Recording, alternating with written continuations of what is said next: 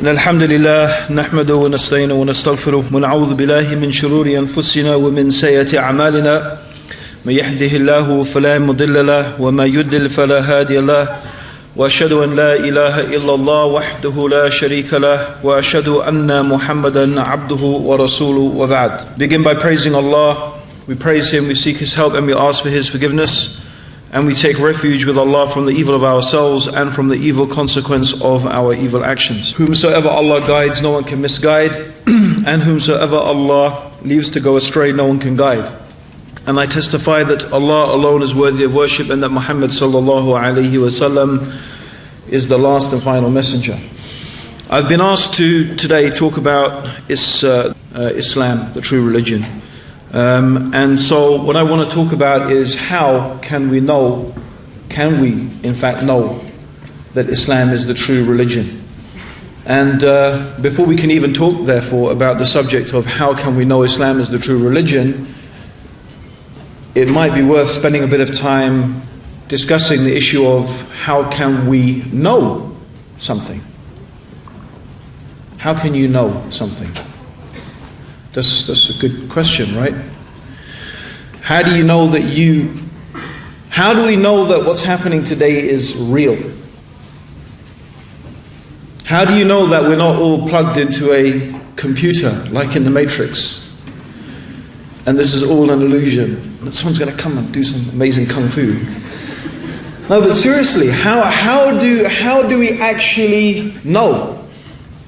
How do I know this is not a dream? Well, you don't. You can never be absolutely sure. But there are some reasons, and there are a lot of good reasons why you might think that that's not the case. Apart from anything else, what I want to dwell upon is what faculty do you use in order to make sense of the world around you? Well, let's put it this way. If a man... Do you have gas meters here in Norway? Do you have gas when you cook? You have gas? You don't cook with gas? I thought in Norway you had lots of natural gas and stuff like that. It goes to Britain. Yeah. Okay, so you all cook with electricity then? You have an electricity meter. You get free electricity. Oh, okay. So you have a meter, right? Do you have a meter? And does some guy come and read the electricity meter? So how do you know how much you're using? They just send it. You use this much electricity. No proof, no evidence, no nothing. It's going to be easy to convince you guys then. In England, okay, we have gas meters, electricity meters, and water meters.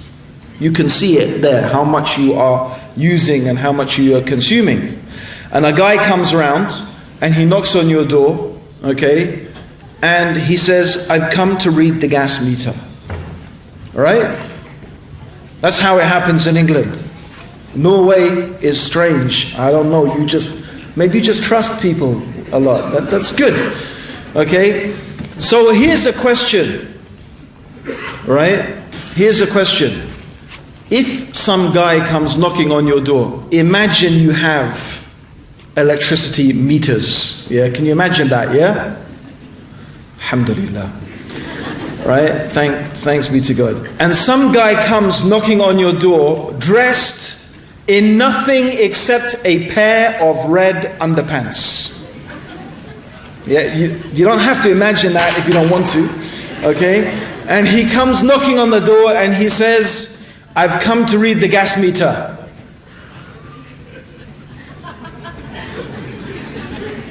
What's your reaction to that going to be? What are you going to say, seriously? What are you going to say to this guy? Huh? In Norway, probably nothing. He'd probably say, oh, welcome. I don't know. I mean, we just give you the money. We don't even, just tell us how much I've used and I'll pay you, Right? Seriously, what are you going to say? Okay. What did you say? Okay. Because you know, this is a challenge. Someone is coming to your house and he's making a claim. He's making a claim on you, on your money, on your wealth. Right? And so, as the brother said, he said, ask for some ID. Because usually when someone comes to read the meter or something like that, you know, you expect him to wear a certain uniform. He will. In UK, they will come with a certain uniform, British Gas, London Electricity, yeah? And he has a little computer, you know, where he puts the data in. And he has some ID. Okay. What is that process that we are using in order to make sense of what is going on? Here is this guy, he's making a claim. What process are we using to determine whether we should accept his claim or not? What process are we using? What are we doing? Yeah? Proving involves what? Huh? It involves logic. Reason. You use logic and reason and common sense. Yes? True or not? You accept that? Do you accept that generally in our life, human beings, we see the world around us, we see it, we hear it, we feel it, yeah, we taste it, we experience it through our senses. And that information that comes to us, we process that through our brain. And we call that process reasoning. Yes? True or not? Okay. So let's use this process of reasoning and of common sense in order to understand the world around us. Now there are some principles that we could call universal principles. There are some things that human beings everywhere, they accept to be true. They're truisms, universals, and it's something we call common sense. Common because it's common. Everybody accepts these things. I'll give you an example. Would we all accept that part of something is less than the whole of a thing? Part of something is less than the whole. Yes? There you go. Yeah? Common sense. Okay. Would we also accept, generally from our human experience, you don't see something coming from nothing? True or not? Yeah? Except in Norway, when you get your electricity. But no, you don't find something coming from nothing, right? Do you find order spontaneously arising out of chaos? Do we find that? No. Our human experience, in our human experience, we don't find that. Where we see order, where we see patterns, where we see laws, our human experience, our reason, our common sense tells us that someone or something has imposed those laws, made those systems, made those forms through which and by which things function. So let's look at our world and let's look at our universe and let's look at everything around us and apply these simple, basic, reasonable assumptions to try and make sense of the world around us. Well, when we do that, we see that also in our human life, in the world around us, in the universe, we find laws. We find order. We find things existing according to patterns. We find form. We find systems. We find order. Therefore, it's only reasonable as a human being to presume that an ordered, systemized universe, that this order and this systemization and these forms did not come from nothing, nor did they spontaneously arise out of chaos. Because there is very little, if anything, in human experience that would make that a reasonable assumption. Rather, it's reasonable to assume, where we see things working according to laws and according to patterns, that someone or something with intelligence, something with power, something with will, has imposed those laws and those patterns and those orders upon that thing. That's why, if I was walking in the desert, excuse me, is that you got a mobile phone there? Have you got a mobile phone? Can I borrow it, please? Thanks. I don't need to use it yet. Okay? See, I was walking along, and you know this is not true, but anyway, I was walking along. Does anyone know what this mobile phone is made of, right? Two basic components, three. It's got plastic, it's got glass, it's got a silicon chip, right? And it's got a few precious metals. But mostly, its major components are plastic, yeah, and glass and silicon. Okay, where does plastic come from? Does anyone know what plastic is from? Oil, thank you. And glass and silicon? Sand, good.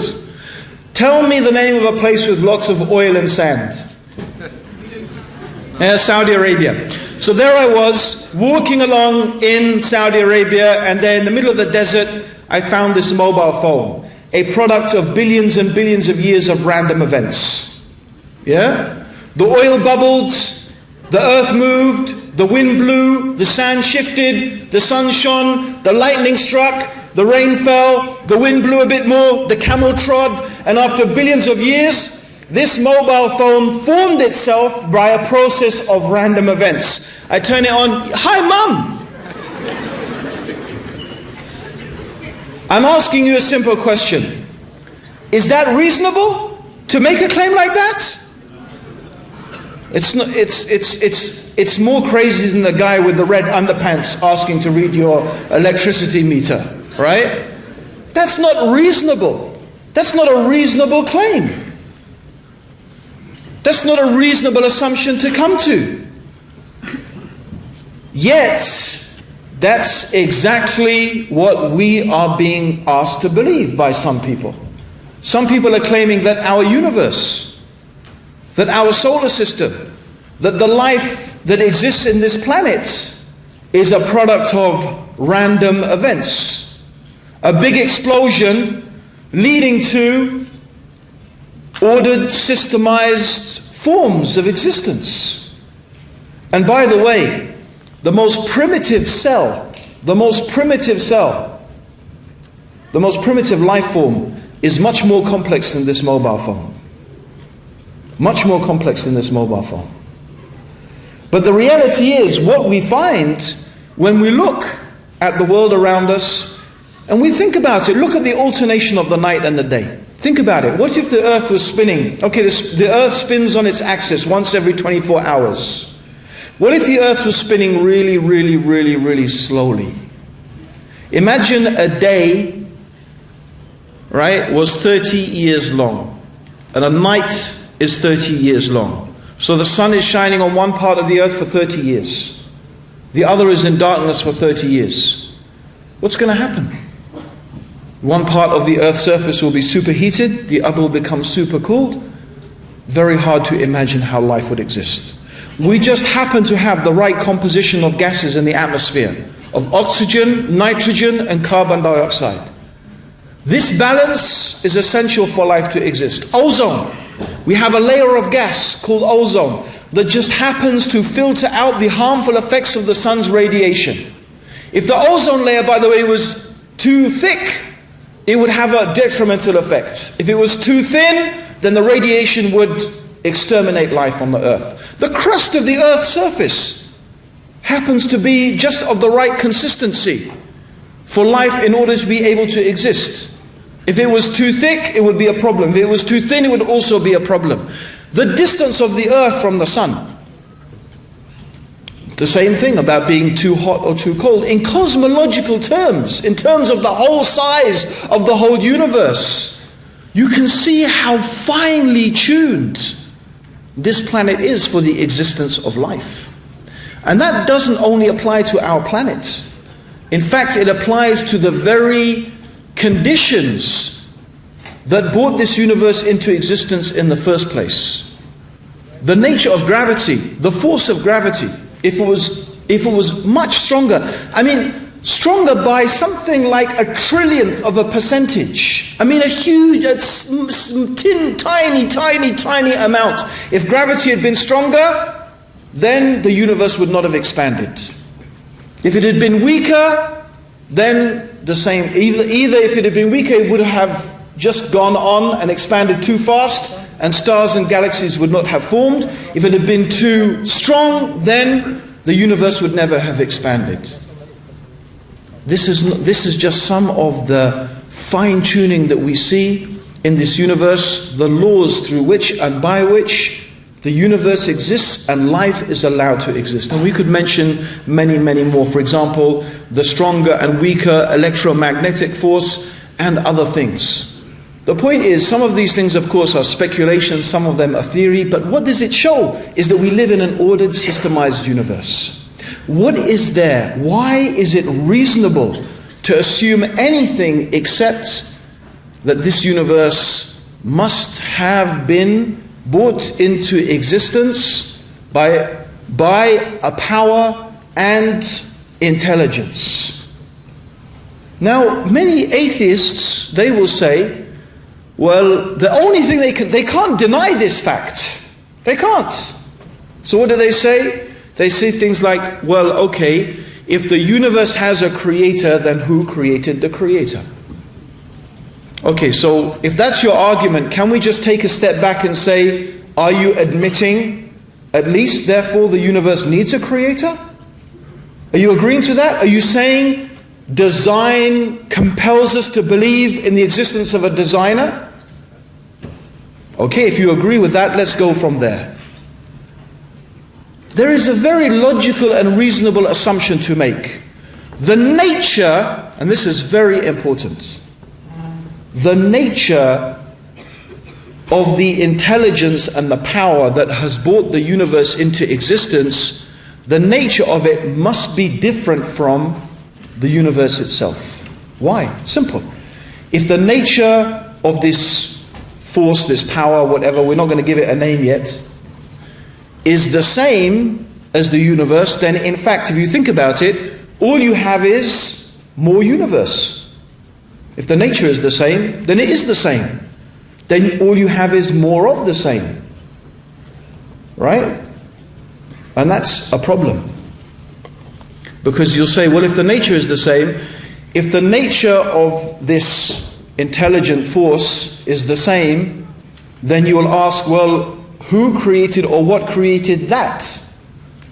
And if that is not different, you'll say, who created or what created that? And if that is not different, and you can imagine, you go on and on, you'll have this idea of a creator creating a creator creating a creator forever, which is a problem. And I'll tell you why it's a problem. Simple analogy. Imagine there is a sniper. He has his target in sight. He radios back to the HQ. I've got my target in sight. HQ says, wait a minute, I have to check higher up. And higher up says, wait a sec, I have to check higher up. And higher up says, wait a sec, I have to check higher up. Yeah? So if they keep saying, what's this guy? Is he ever going to fire the gun? No. There has to be somewhere where it stops, right? There has to be a place where it's higher up and there is no more higher up. Or else the trigger will never be pulled. It's the same thing. If you have a creator creating a creator, creating creators, creating creators, creating creators, you never get anything created. You never get any creation. But here we are. It's right here. That's why it's logical, rational to presume, common sense, that the nature of the creator must be different from the creation. So if the creation is temporary, the creator must be eternal. If the creation is finite, the creator must be infinite. If the creation is limited by space and time, the creator must be unlimited by space and time. If the creation is needy, the creator must be self-sufficient. Now tell me reasonably and logically, how can you have two infinite, eternal, self-sufficient beings that are unconfined by space and time? You can't. It doesn't make any logical sense. There could only be one such being. All of this just goes to show that how we can rationally come to an understanding. What is the most rational explanation for our universe? Is it must have a creator who is one, who is infinite, who is eternal and self-sufficient, and who is not like anything in the creation. I introduce all of this simply. Why? Because that is the first thing I offer as ID.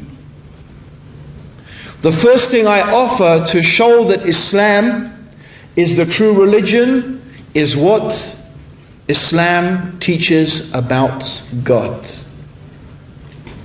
Because Islam is the only religion, except Judaism, but it is the only religion that teaches such a concept of God without confusing and compromising this concept.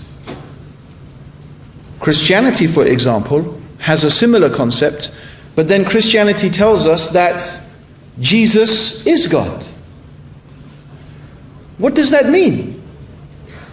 The whole way that, because we agree that the nature of God must be different from the creation. Did Jesus eat food? Yes. Did he breathe air? Yes. Was he born? Yes. According to Christians, he's going to die. He did die, right? And even Muslims, we believe he will die. Yeah?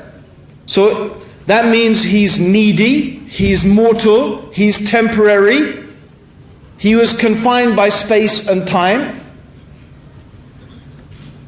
So that means Jesus is like the creation. He's part of the creation.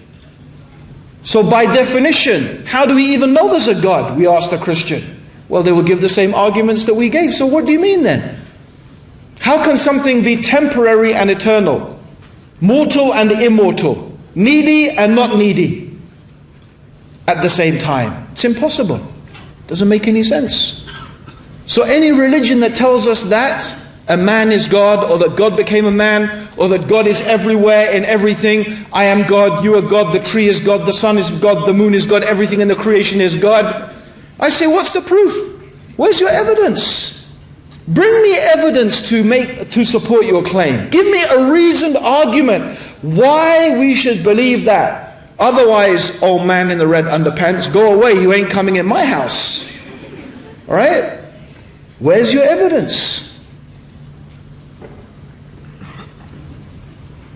But human beings were left with many questions. The many questions we have are, for example, why is there so much suffering on earth?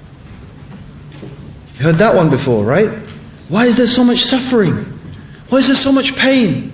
If there's a God, how come babies die and there's disease and earthquakes and volcanoes and men in red underpants coming to read the gas meter? I shouldn't put the things together, right? But seriously, why is there so much suffering in the world? Why? Think about this. Is this a logical argument or is it an emotional argument? Because if you think about it, the issue of why is there suffering actually has got nothing to do with the question of whether the universe has a creator or not. The universe having a creator is logically consistent. It's a rational explanation for an organized universe. Why there is suffering is a different question. The only issue here is, why does this creator let suffering happen? It has nothing to do as to whether God exists or not. It's a question as to why does God let these things happen? Why? And then the big one. What is the purpose of life? Why are we here? What is life for? What is the reason for my existence? How can we know the answer to this question? How can we know? And then the other question, what's going to happen when I die? Is there life after death? Is there life after death? What will happen to me when I die? How do I know the answer to these questions? You see, my brothers and sisters, behind this curtain over here, there is a room. And in that room, there is a door. Can anyone tell me what is behind that door in that room? Who can tell me? Come on, hands up. Who can tell me what's behind that door in that room? You know? Do you know? Do you know? What? How do you know? How do you know? How can you see? You can't see. It's over there. How can you see with your eyes? In fact, you're wrong, by the way. You're actually wrong. So what you said is wrong. You can't see it with your eyes. So can anyone tell me? What? Yeah, but I'm asking you, can you tell me what's in that room? Yes or no? No. Okay, the point here, my brothers and sisters, is to illustrate a very important point. This is the limit of reason. You can think, well, maybe this, maybe that. It could be this, it could be that. Maybe through some thinking and something you could come to an understanding. But this is what is called ilmul ghaib. It's knowledge of it's unseen. What is the purpose of life? It's the same thing. Is there life after death? When we die, is something going to happen to us? It's the same thing. You can't see that. You can't perceive it. So this is the unseen. The point being here is that how can I know? I want to know. I think everyone wants to know this, whether they admit it or not. Everyone asks this question. What's the purpose of life? Why am I here? What's it all for? Is there life after death? Why is there suffering in the world? Why? Why? What are the answers to these questions? Now really the only way we can reach certainty,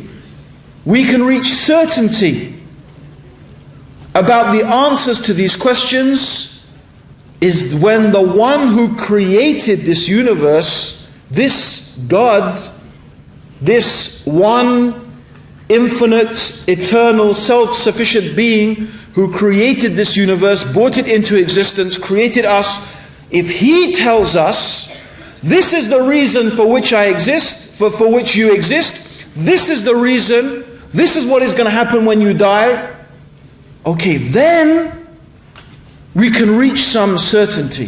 Then we can reach some type of complete and comprehensive understanding. But then there's another question. How do I know? How do I know something is from God? How can I know that this information is from God?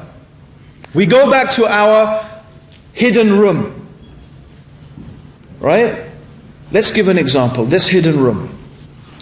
Now if I tell you, okay, I can tell you what's in that room, you say how? It's similar to the man in the red underpants, right? I'm telling you I know what's in this room. You say, how do you know? You say, well, I work here. How do I know you work here? Well, here's my ID. Right? Here's my ID. I'm the engineer. And I know every single nook and cranny. And I can tell you, well, you know this, and I can tell you that, and I can tell you so many, and I can give you more and more things until you will say, yes, now I believe you. Right? And so I tell you, okay, what is behind that door is... You don't really want to know, right? There's two doors actually. One's the toilet and the other's the exit, as the brother said. But, so And there might be another door as well. But the point being is, forget the details. The point being is that I need to give you some information to convince you. So the point being here is something that is from God. Something that is from the all-knowing, all-wise, all-seeing, all-hearing creator of the heavens and the earth. And we're presuming some things about God. I know that may not logically or be logically necessary. But we would expect some information that is from the Creator. We would expect some certain things from that Creator. We would expect some ID. We would expect some qualities. No, so let's first of all look at what Islam says. Islam is saying, actually, before we look at Islam, let's look. We've got a group of guys standing. Okay? Let's not imagine there's not one. Now here's the real situation you have in this life. You have 4 or 5 guys. One guy is saying, there is no door. There is no room. And how did you come to be here in this auditorium? It's just chance and coincidence. This whole place just put itself together by random events, and you're here by random event, and don't worry about it. Just have a good time and enjoy your life. Right? So that's obviously the atheist. Right? The materialist. Then another one is saying, well, what you do is when you go through the door, you go out and then you come back in and you sit here for a bit and you go through the door and you go out and you come back in, right? This is reincarnation, you know. It's the idea. But they're saying something as well. You need to be a good person. You know, if you want to keep coming back and, you know, eventually, of course, if you are a good person, you'll go to a better place than this one. You'll be better. So there are other ideas, ideas of reincarnation. And then of course we have Judaism. They say, okay, there is a door and it leads to a really nice, beautiful place. And there's also a terrible punishment waiting for you, and God is going to judge you. Who made this place is going to judge you. But you know what? You can only get to that nice place if you are already born into the Jewish race. Right? You have to be born a Jew to get there. This is, by the way, actually what a friend of mine went to the chief rabbi in England and asked him, if you're a non-Jew, how can you get to paradise? He said, you can't. There's no hope for you. Right? So it may be true, right? It might be. I mean, you know, just because I don't like it, it doesn't mean it's not true, right? But it's a bit helpless for the rest of us, right? And we still want to ask the question, well, why should I believe you? You know, why did God put me here? Why am I here? Why then? Okay? The Christian will tell you something different, of course. And we have Islam. But at least 3 of these religions, Judaism, Islam, and Christianity, have a very similar story. They are saying that God, the Creator, this Creator, has revealed a message. He has chosen certain human beings. And He has chosen these human beings because of some reasons. He chose them because they're truthful, honest, trustworthy, and sincere. It's very important. And God chose them to be the ones to whom He gave the message. And that message from God is for all the human beings. And also these messengers, these prophets, these people who God has chosen, they're not only delivering the message, they also live the message. So they are practical examples of how to follow this message from God. If you believe in God and you thank God and praise God and worship God and you follow this guidance, which includes many things we will talk about very briefly, then you will go to paradise. There will be a day of judgment. God will question you about all you have done. If you believe in God and you do righteous deeds, you'll go to paradise. If not, you will go to hell. Three religions pretty much say very, very similar things. But still, we want to know, how do we know?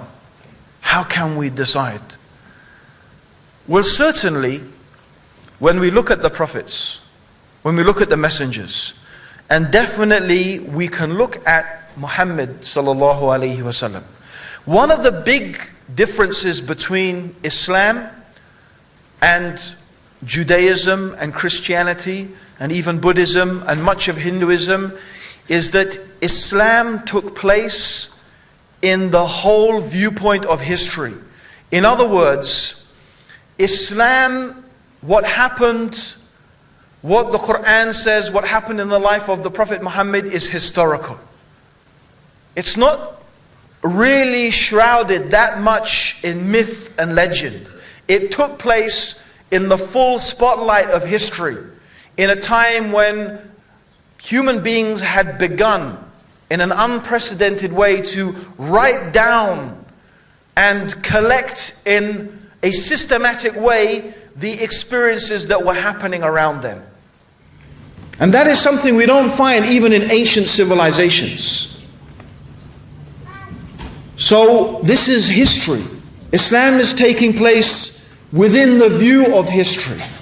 So when we talk about the things the Prophet Muhammad said and the Prophet Muhammad did, actually we're talking about something that is pretty much agreed upon as being historical. Of course there's differences of opinion, but by and large, much of what we have about the life of the Prophet Muhammad is agreed to be historical, in a way that's not true about the life of Moses or the life of Jesus.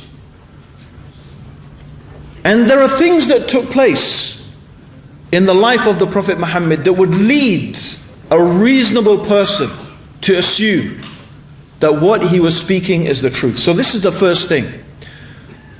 Muhammad, may God's peace and blessings be upon him, is believable. He's believable because why? He's proven himself to be truthful. He's proven himself to be trustworthy. He's proven his sincerity. He's proven his honesty. And that is proven in his life. And you can see many, many examples of that.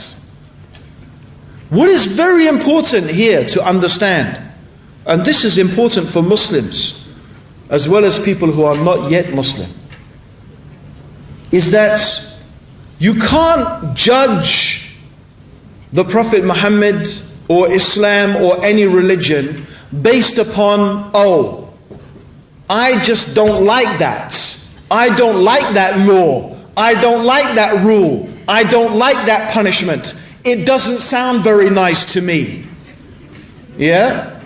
Well, you know, I have a really bad toothache and the dentist needs to give me an injection. The last time, by the way, I went to the dentist, this is a personal thing, you know, the dentist tried to inject me, I nearly bit her finger off, okay, because I'm so terrified of injections, right? But the point being here is that the fact that I don't like it doesn't mean it's not a necessity to have my tooth pulled out. Right? It's illogical. There's no rational basis to say, oh, I don't like your religion because it has some laws that just sound a bit bloody to me, or you know, or maybe they're too soft. Other people may complain, oh, your laws are too soft. You don't just kill everybody for everything. That's what we do. We just, you know, someone steals, kill him. Someone looks at me in a bad way, kill him. You know, in some societies that may be exactly what happens. Right? So if you think about it, that's not the right way to judge. No, let's look at the man. Let's look at the man himself. The man who brought the message. Was he truthful? Was he sincere? Was he trustworthy? How did he behave throughout his life? And with Muhammad we can do that. We can look at his life. I just want to give a couple of incidents because obviously we don't have time to go through the whole of the life of the Prophet. But there's just two incidents I want to mention.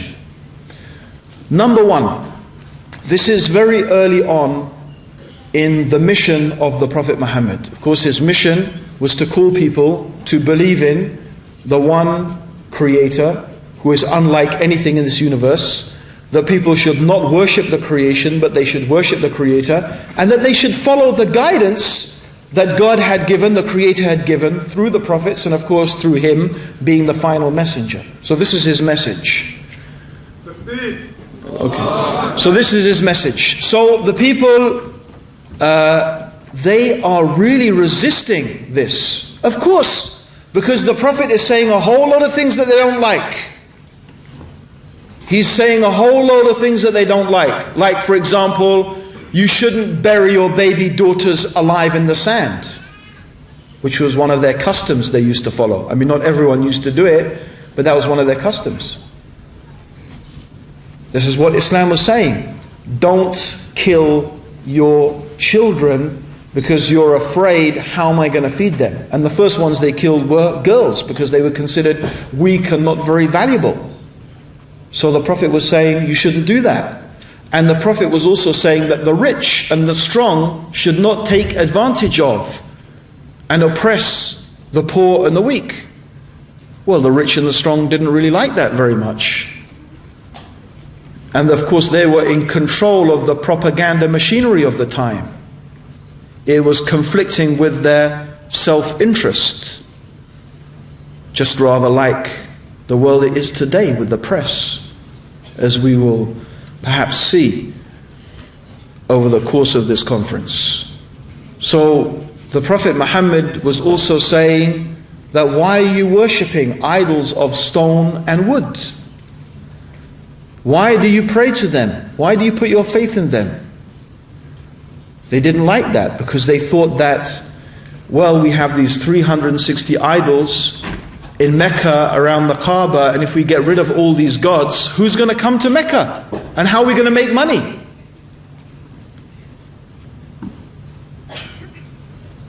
Yeah.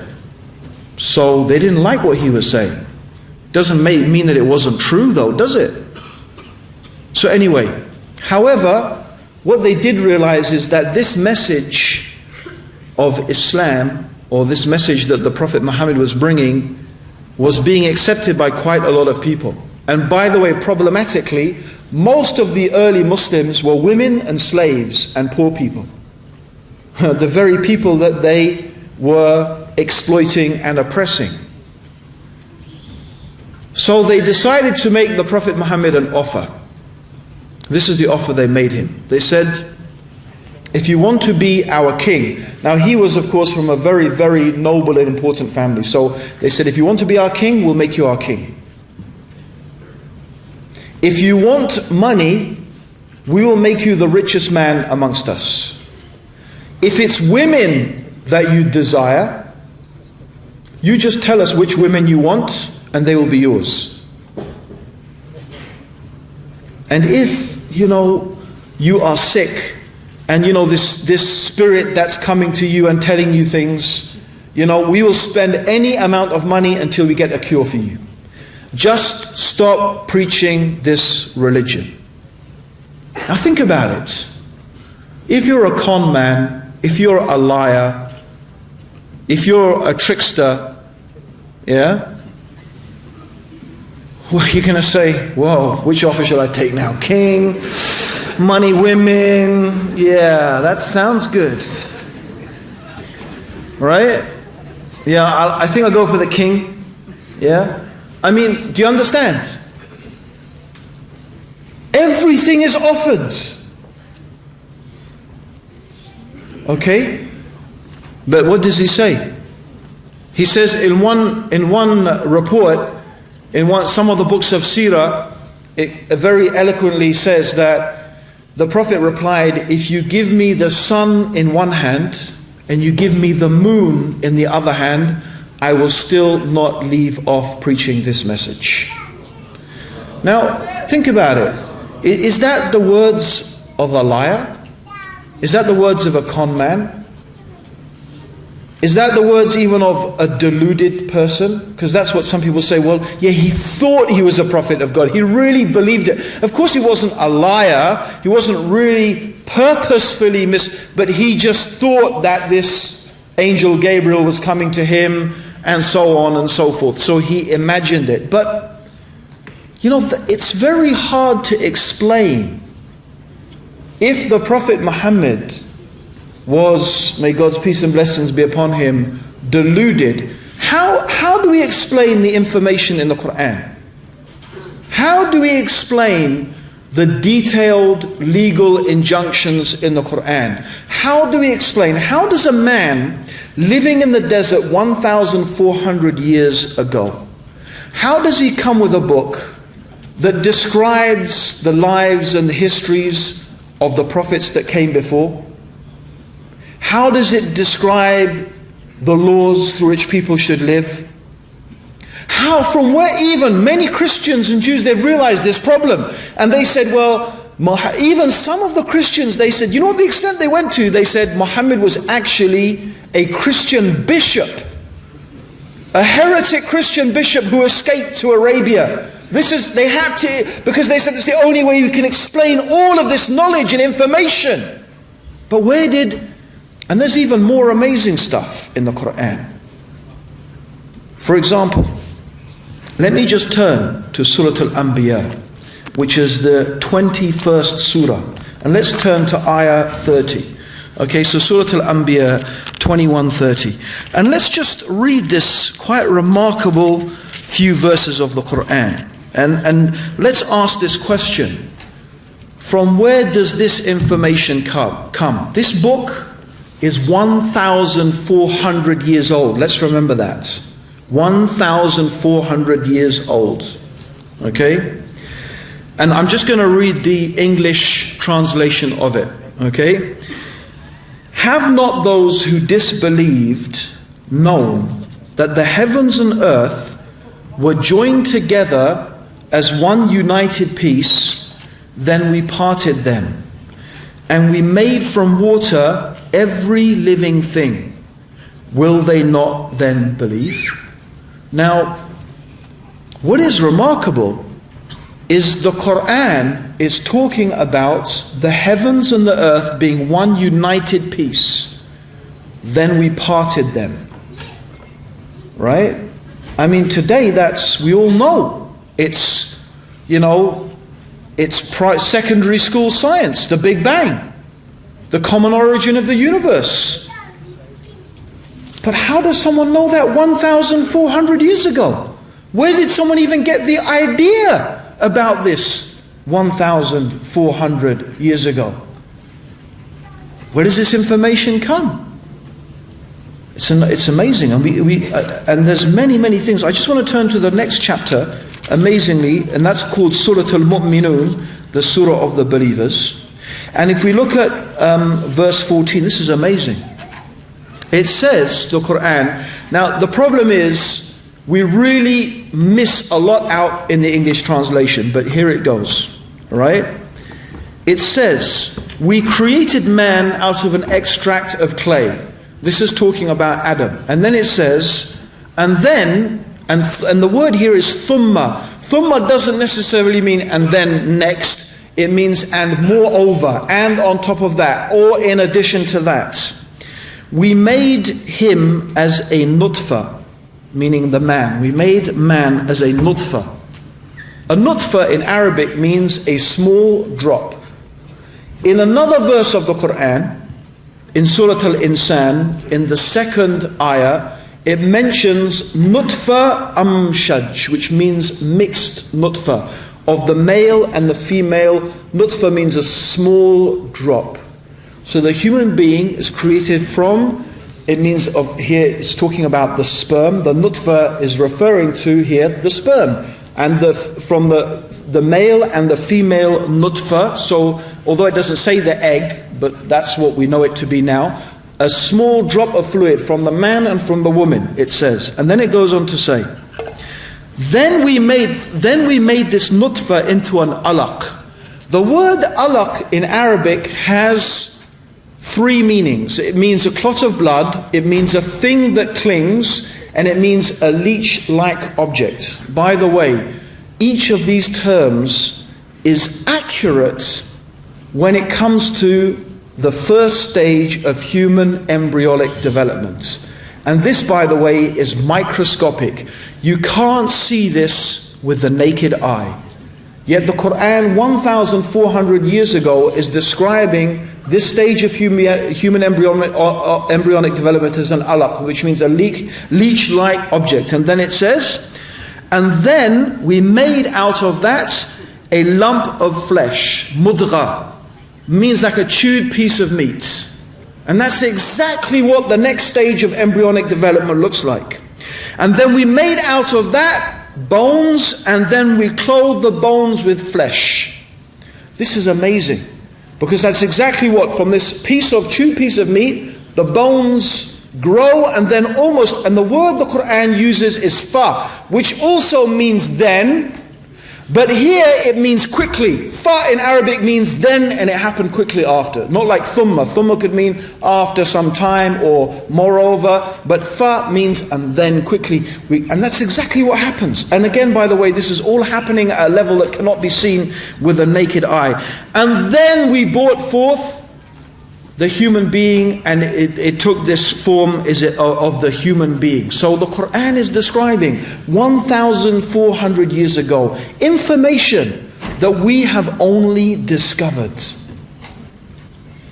in the last 80, 40, 50, 60, 70, 80 years. Where does information like that come from? Well, isn't that the sort of ID? Isn't that the ID you would expect in a book that is from God? Isn't that the sort of person, truthful and honest and trustworthy, whose word is believed, who shows in his life his truthfulness, his trustworthy and his honesty? And there is many remarkable things about the Quran. Another remarkable thing is the language of the Quran. The Arabs at the time of the Prophet Muhammad were masters of their language. Masters of their language. In fact, they had a marketplace for poetry. They had a marketplace for poems. Yet the Quran challenged these people. If you believe that this book is from anyone other than God, than the Creator, just make one chapter like it. One chapter. You know how big the smallest chapter of the Quran is? 3 lines. 3 lines. Bismillahir Rahmanir Rahim. Inna a'tainaka al-kawthar fasalli li rabbika wanhar. Inna shaniyaka huwal abtar. That's the smallest chapter of the Quran. Yet these masters, these people who could stand up and recite poems from the top of their head for hours, they could not produce, and they admitted it, they were totally unable to bring anything like the Quran. Because the Quran was not like anything the Arabs had. It wasn't poetry. They know what's poetry, and it wasn't poetry. It wasn't normal speech. It wasn't rhymed prose. It wasn't anything that they had experienced before. Yet, they were Arabic words. The language, they understood it. They understood the words. Yet they could not make anything like it. They knew when they heard this, that this could not be the product of a human being. And there's another thing, a really truly extraordinary thing. And I know a lot of Muslims, you don't think much of this.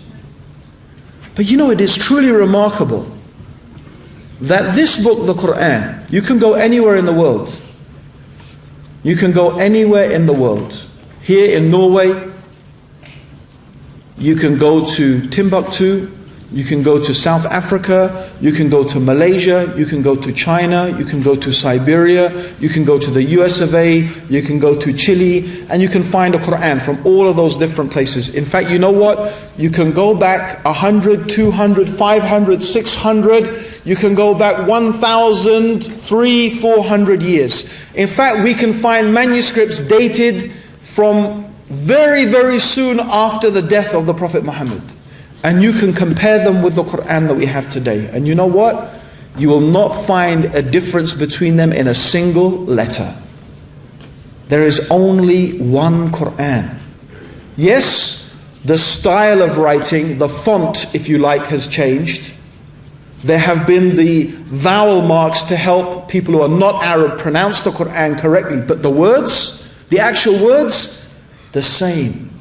A book that has not changed for 1,400 years. And another amazing thing. There are kids as young as 4 years old, and many of the age of 7, and hundreds of thousands, if not millions of Muslims living today and throughout the whole of our history who have memorized this entire book from cover to cover, have memorized it and can recite it from memory. How is that possible? How is that possible? These are the signs. These are the indicators. These are the things that could lead a reasonable, rational, thinking person to look at the Prophet Muhammad, to look at his life, to look at the Quran, and to conclude and to understand that this must really be what it claims to be, the true religion of God. Having said that, what does the religion of Islam teach? It teaches you what? To speak the truth and not lie. To keep your promises and don't break them. When someone trusts you with something, you keep the trust. Be good to your neighbors. Obey your parents and treat them respectfully. Look after the poor and the weak and the needy. Enjoin what is right and forbid what is wrong. Live chaste, moral, decent lives. That you should pray to God 5 times a day at regular times. You should discipline yourself spiritually. Train your mind to be aware of God. Train your consciousness through prayer, through charity to cure you of stinginess, and through fasting, not eating and drinking in the month of Ramadan from dawn until sunset. Because if you can control your appetites, you can control your eating, your drinking, it proves you can control yourself.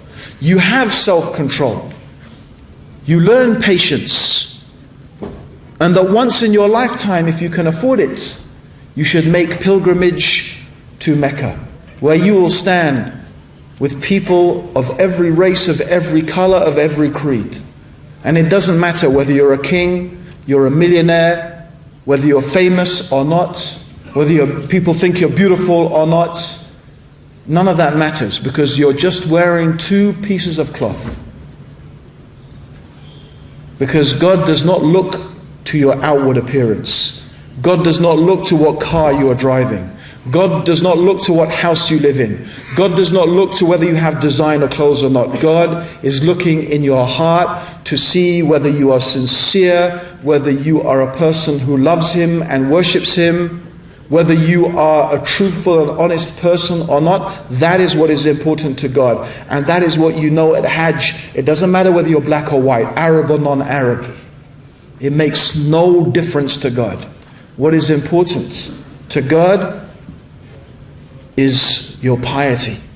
Do you fear Him? Do you love Him? Do you obey Him? Have you surrendered yourself and followed the guidance that He has sent down with His final messenger Muhammad? May God's peace and blessings be upon him. These are the ways and the means through which a person who thinks, the person who ponders, the person who reflects can know that Islam truly is the religion that has been revealed by God for the guidance of all of humanity. My brothers and sisters, may Allah guide you, may Allah guide me, all of us, upon the path of truth. May Allah bless all of you. Assalamu alaikum wa rahmatullahi wa barakatuh.